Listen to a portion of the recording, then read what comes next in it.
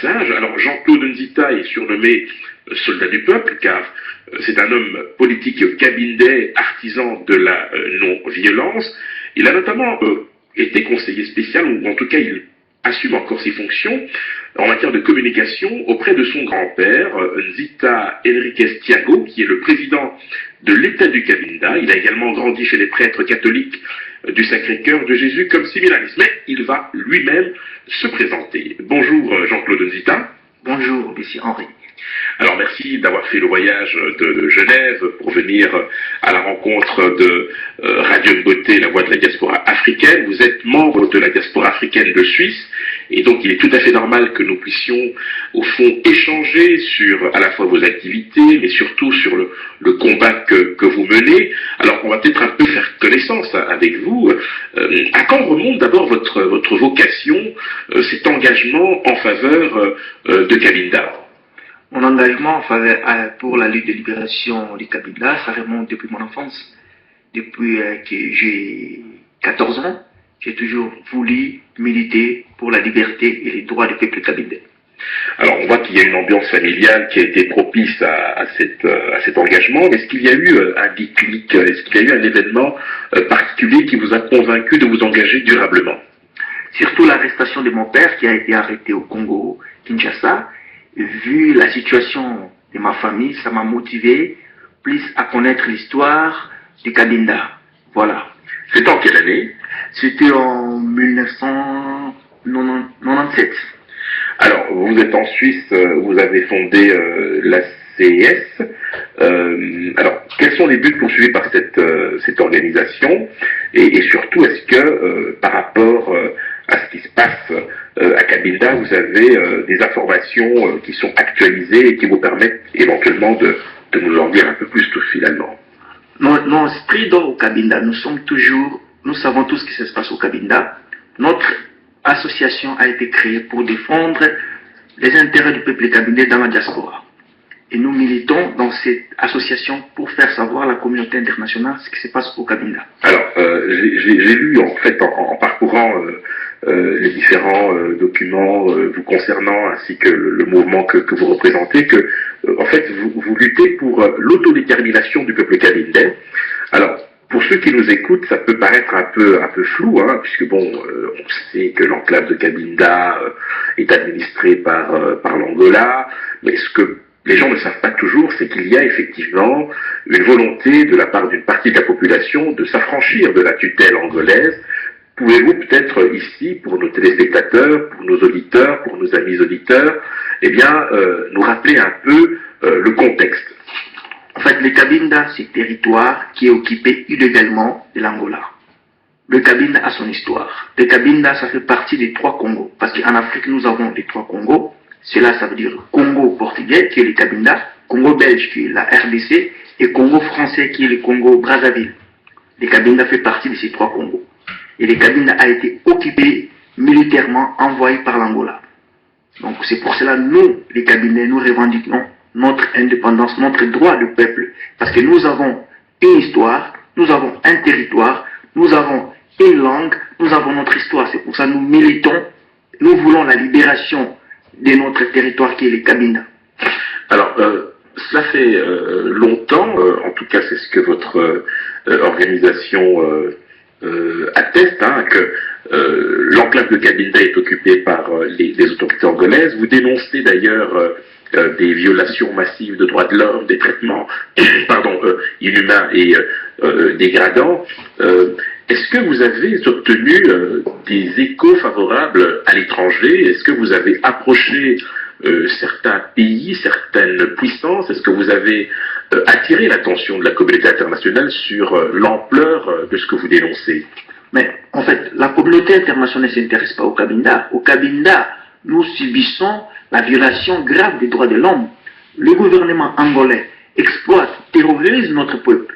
Et cela, la communauté internationale n'agit pas. Ce que nous déplorons, que la communauté internationale puisse s'intéresser à la question du Cabinda. Vous savez, monsieur, au Cabinda, nous souffrons. Le peuple cabindais revendique son droit.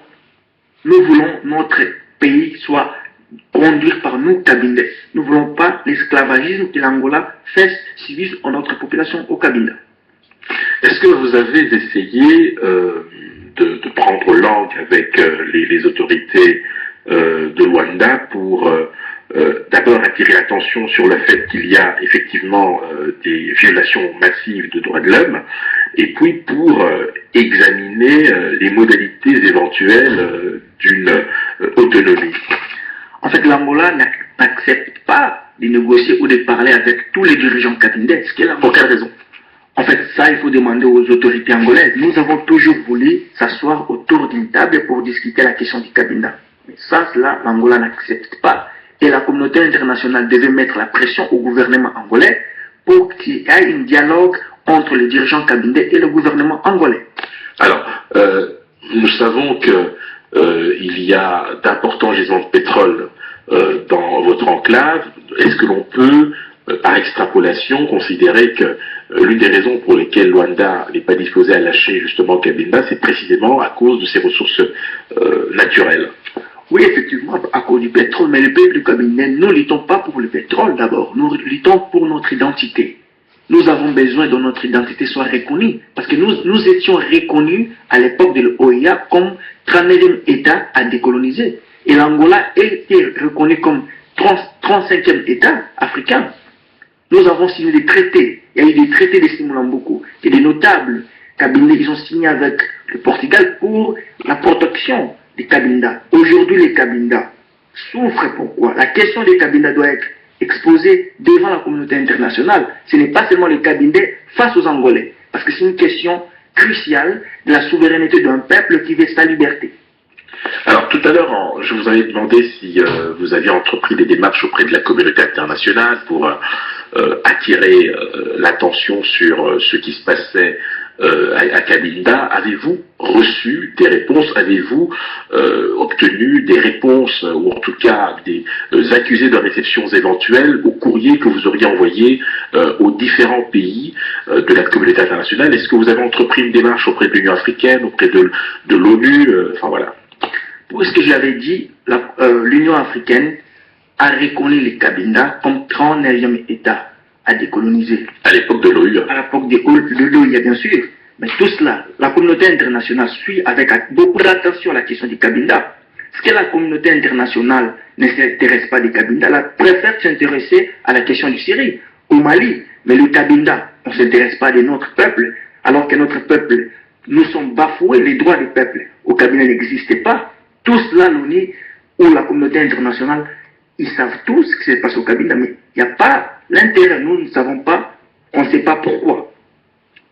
Alors, nous savons également qu'il y a un mouvement politico-militaire qui lutte précisément pour l'accession de Cabinda à la souveraineté internationale. Je crois que c'est le FLEC, si je ne m'abuse. Est-ce que vous pouvez nous en parler? Est-ce que vous avez des contacts avec eux? Est-ce qu'ils mènent le même combat que vous? Quelles sont éventuellement vos convergences?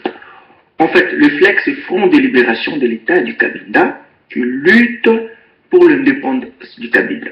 Le FLEC, ce sont les représentants légitimes du peuple cabindais, dirigé par M. Nzitan Thiago, qui a toujours voulu négocier avec le gouvernement angolais, à la présence devant les observateurs internationaux.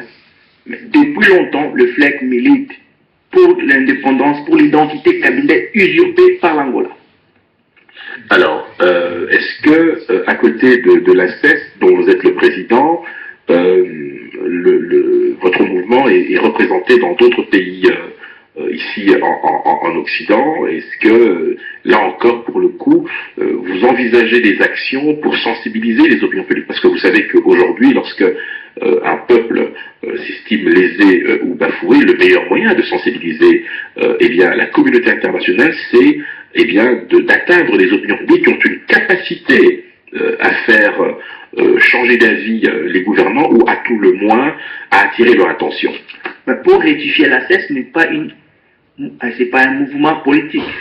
J'entends bien, hein, j'ai bien compris cela, mais vous, via la CES par exemple, est-ce que vous avez, au départ de la Suisse, une volonté de pouvoir compter sur des relais ou des réseaux dans d'autres pays? Est-ce que vous avez des personnes qui représentent la CES, ou qui représentent tout simplement le FLEC dans d'autres pays ici en Europe? Partout en Europe ou dans le monde, il y a des représentations diplomatiques du FLEC. Ici en Belgique, il y en a, en France, il y en a. Parce que FLEC, c'est un mouvement de tous les cabinets qui s'identifient dans le FLEC. Tous les cabinets et FLEC. Donc il faut le savoir. D'accord. Alors c'est une précision qui est quand même très importante. À côté du FLEC, est-ce qu'il y a une autre organisation qui poursuit les mêmes objectifs? Il y a des associations, il y a la société civile. Nous tous, nous avons l'objectif d'atteindre, c'est l'indépendance du cabinet. C'est l'identité des cabinets que je dis, et je précise, l'identité des cabinets est très importante. C'est ça, tout citoyen cabinet a le devoir sacré de parler des cabinets partout où il se trouve. C'est pour cela que vous voyez, le FLEC a émergé partout dans le monde. Il y a des associations partout au monde qui parlent de l'identité cabinet. Alors, comment réagissent, selon vous, les Angolais par rapport au combat que vous menez? Est-ce que vous avez déjà obtenu un écho favorable au sein de la population angolaise sur la nécessité justement de reconnaître cette identité? Mais en fait, l'Angola, quand vous parlez de l'Angola, l'Angola c'est un État voyou qui ne respecte pas les droits des autres. L'Angola n'accepte pas de négocier avec qui que ce soit. Surtout quand on parle des cabindas. L'Angola permet à tuer les cabinets comme des animaux, de rapter les cabinets dans les deux Congos. Ce qui est déplorable. Donc quand vous voyez un gouvernement congolais de la RDC qui laisse la main ouverte aux Angolais, d'arrêter de réfugiés cabinets dans les centres, ça c'est inacceptable. Au Congo Brazzaville, les cabinets sont tués par le gouvernement angolais. On n'accepte pas ça. Nous demandons à ces deux Congos, Kinshasa et Brazzaville, de savoir que nous, cabinets, on est des frères avec eux. Ils doivent soutenir la lutte de libération du peuple cabinet. En demandant ou en exhortant le président dos Santos de passer autour d'une table pour parler de la question du cabinet. Conviction. Ce magazine est fait pour vous. Décideurs économiques, politiques, sportifs, culturels. Venez donc partager votre vision du monde, votre point de vue, dans une actualité en perpétuelle mutation. Conviction, c'est le rendez-vous des décideurs sur Radio Mboté, la voix de la diaspora africaine.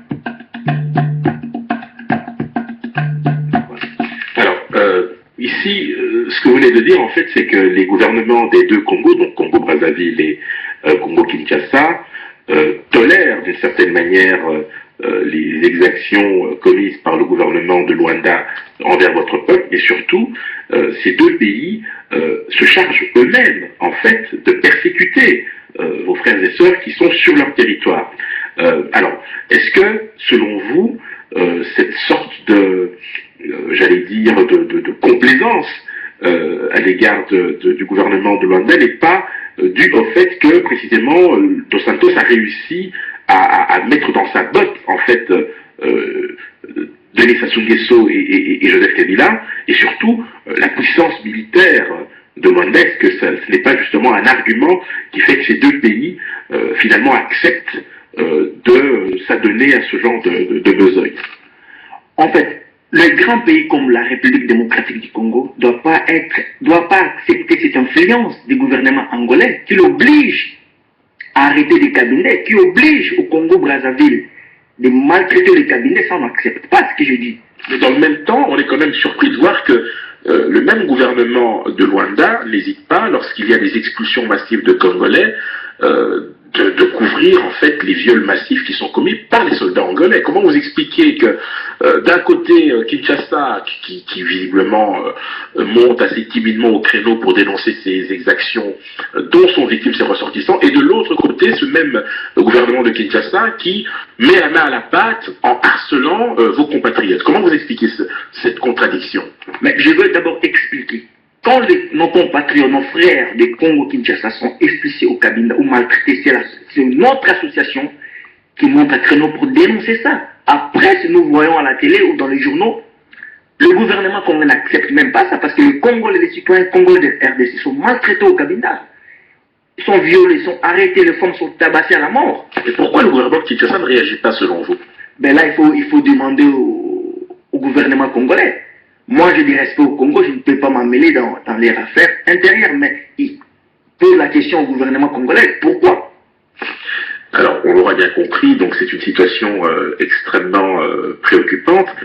Alors, Vous avez donc toute une série d'objectifs que vous poursuivez, outre bien évidemment l'autodétermination du peuple kabindais, la reconnaissance de son identité. Est-ce que vous avez planifié un certain nombre d'actions, notamment ici en Occident, pour faire avancer votre cause? Qu'est-ce qui est prévu dans les prochains mois ou dans les prochaines semaines? Intensifier des manifestations pacifiques pour revendiquer nos droits à l'autodétermination. C'est ce que nous organisons parce que nous avons envoyé des lettres sans recevoir de réponse concrète. À qui les avez-vous adressées? Au président français, l'Union européenne, l'ONU, dans tous les États, les États-Unis d'Amérique, toutes les institutions des droits de l'homme. On a eu des contacts avec eux, mais on n'a rien recevoir de concret. C'est pour cela, notre objectif de 2014, c'est d'intensifier les manifestations dans toute l'Europe.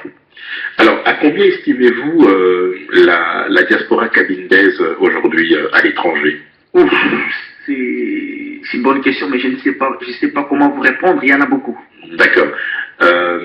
Alors, parmi les actions que vous pourriez peut-être mener, je dis ça comme ça parce que, en règle générale, c'est le schéma qui est généralement suivi par toutes les communautés, ou en tout cas toutes les minorités qui souhaitent lutter pour la reconnaissance de leurs droits. Il y a bien évidemment les manifestations à l'étranger, la saisine d'un certain nombre de gouvernements pour les convaincre de se pencher sur ce problème. Il y a, et cela a déjà été fait, j'imagine, vous allez me le confirmer, hein, je peux me tromper, mais la lutte armée, hein, est-ce que là, pour le coup, c'est une option qui reste sur la table?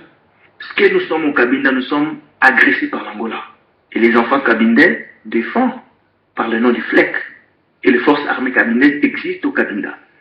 Ce que nous faisons là-bas au Cabinda, on défend contre l'Angola qui nous agresse.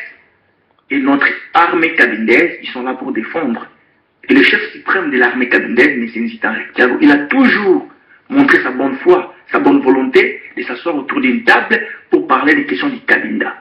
On continue à demander au gouvernement angolais de s'asseoir autour d'une table devant la présence de la communauté internationale pour parler des problèmes du Cabinda. Parce que vous savez, nous avons l'autonomie, fédéralisme, nous avons toutes ces choses-là. Nous devons s'asseoir autour d'une table pour parler des questions du Cabinda. Alors, les considérations économiques ne doivent pas non plus être occultées. Tout à l'heure, vous sembliez balayer d'un revers l'argument économique, avec notamment l'importance des gisements pétroliers à Cabinda, mais au fond, c'est peut-être là le fond du problème. C'est peut-être à cause de cette richesse de vos terres que Luanda ne peut renoncer à son autorité sur Cabinda. Qu'est-ce que vous en pensez? D'abord, la richesse du Cabinda appartient à l'humanité, à toute l'humanité entière. Et le peuple cabindais, j'insiste et je persiste, que nous ne luttons pas pour ces pétroles. L'Angola, bien sûr. Donc, bien sûr, on a bien compris que ce n'était pas pour le pétrole, que c'était plus pour la reconnaissance.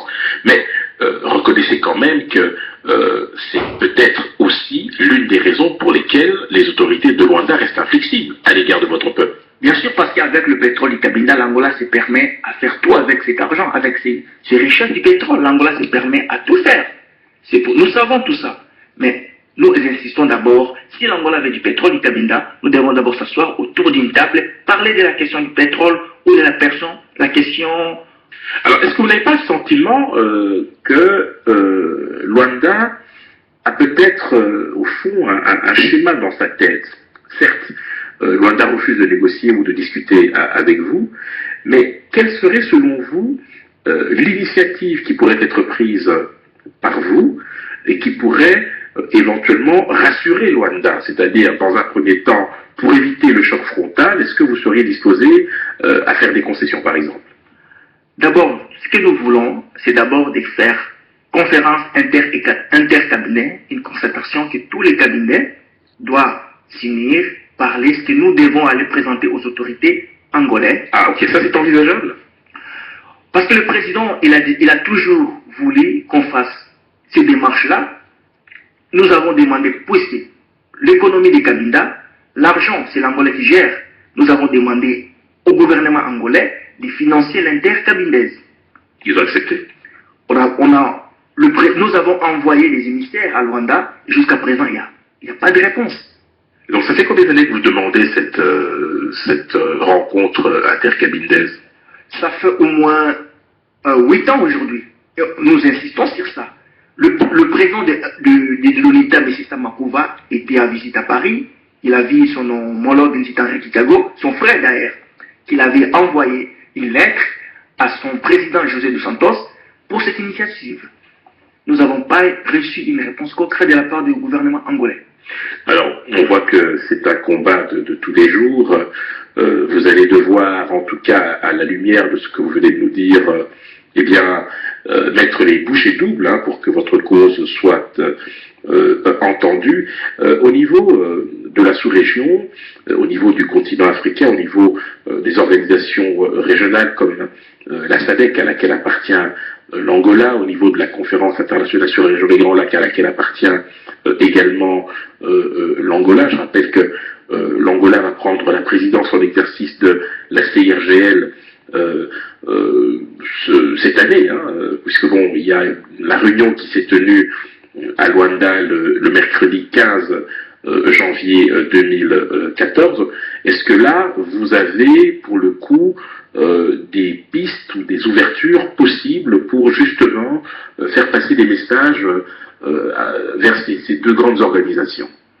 Puisque l'Angola prend de place dans les scènes internationales, il commence à étouffer de plus en plus la question du Cabinda.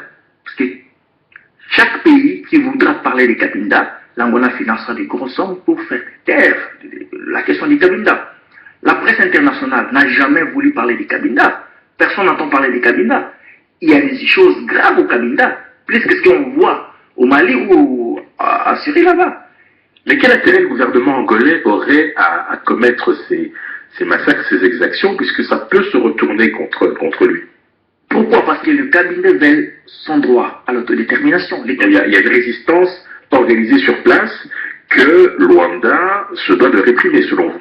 Puisque je vous ai dit qu'il y a l'armée Cabinda qui existe au Cabinda, il y a la guerre au Cabinda. Il n'y a pas la paix au Cabinda, il y a la guerre parce qu'il y a des réfugiés. Quand on parle de des réfugiés, ça veut dire il y a la guerre. Il y a la guerre au Cabinda. Alors il y a beaucoup de réfugiés en territoire congolais, des deux côtés en fait, Kinshasa, Congo, Brazzaville. Le FLEC lui-même, j'imagine, a déjà eu à mener des opérations. Est-ce que là, justement, est-ce qu'on n'est pas dans l'escalade? Est-ce que ça, pour le coup, n'est pas de nature à conforter Luanda dans sa stratégie de réprimer encore plus Cabinda?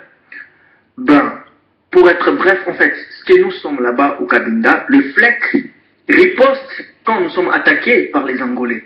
Et nous ne souhaitons pas la guerre parce qu'on est chez nous. L'Angola occupe, agresse le Cabinda. Mais administrativement, aujourd'hui, Cabinda est géré par Luanda. Cabinda est occupé par Luanda. Occupé. D'accord. Ok, alors l'organisation de la vie dans l'enclave, c'est important pour nos amis auditeurs et internautes qui nous suivent parce qu'on entend beaucoup de choses sur Cabinda.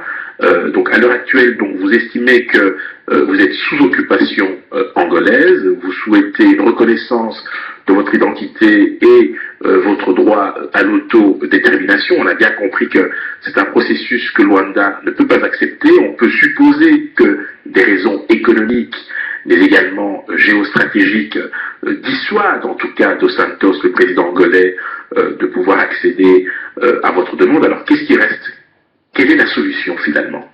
La solution, c'est de passer autour d'une table pour parler de la question du Cabinda.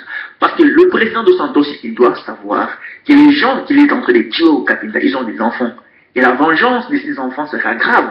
Et nous demandons à la communauté internationale de plus s'intéresser dans la question du Cabinda. Tôt ou tard, la génération future des Cabinda sera très radicale.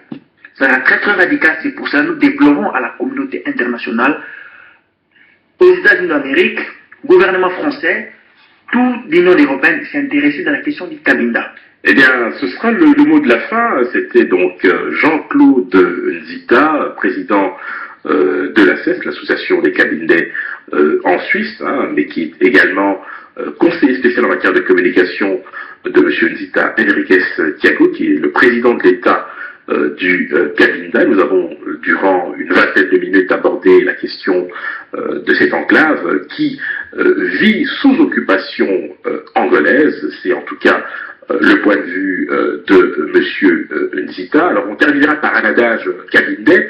On jette une pierre à une mangue mûre. Cela signifie en fait que lorsque quelqu'un a de la notoriété, eh bien ses ennemis le cherchent en tout cas à le détruire. Merci infiniment Monsieur Jean-Claude Nzita d'avoir répondu à notre invitation sur Radio Mboté, la voix de la diaspora africaine. Peut-être un dernier mot pour nos amis auditeurs. Bon, je demande au peuple cabinet de s'y prendre en charge, d'être maître de son destin. Parce qu'on ne libère pas un peuple qui a peur. Le peuple cabinet doit apprendre ce que les Sud-Africains ont fait pour leur liberté. Je recommande à la jeunesse cabindaise de s'y intéresser de la lutte des partables, lutte qui ont mené le peuple sud-africain. Donc merci. Voilà, ce message sera très certainement attendu et entendu. Et bien, quant à moi, je vous fixe rendez-vous à la fois prochaine pour un autre rendez-vous de conviction sur Radio Mboté, la voix de la diaspora africaine.